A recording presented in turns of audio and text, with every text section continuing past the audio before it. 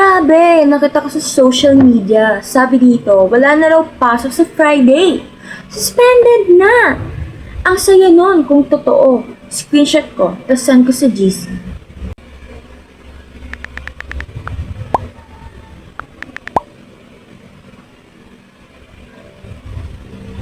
Hala, ang saya naman kung totoo. Pero sure ba tayo dito, Ashley? Parang ang bilis naman ng balita. Parang hindi ako naniniwala.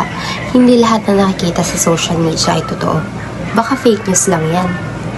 Teka, gamitin natin ang methodic daw. Naalala niyo yung si Descartes? Huwag natin agad tanggapin bilang totoo ang isang bagay hanggat hindi malinaw at tiyak. Saan galing yung post? Si Mayor ba mismo nag-announce? Reliable ba yung source? O random page lang? Galing lang pala sa main page. Oops.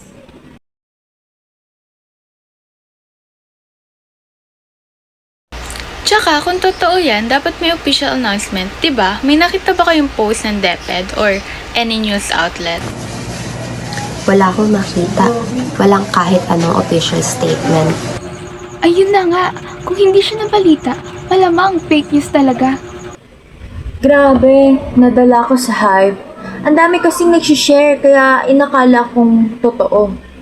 Pati yung mga schoolmates ko, ang alam, suspended na. Ngayon, alam ko na, double check muna bago magpakalat ng balita.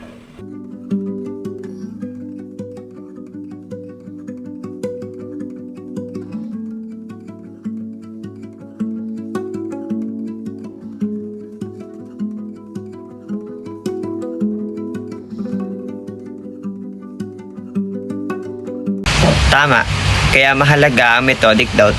Huwag basta-basta tanggapin ang mga impormasyon hanggat walang malinaw na ebidensya. Critical thinking muna, bago share, bago click, ganun lang kasimple.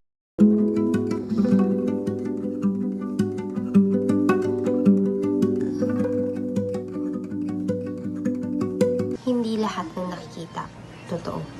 Kaya mag-isip muna bago maniwala. Sa dami ng impormasyon sa social media, hindi lahat ay totoo. Layat ang pagdududa ang magsisilbing gabay para makilala natin ang katotohanan.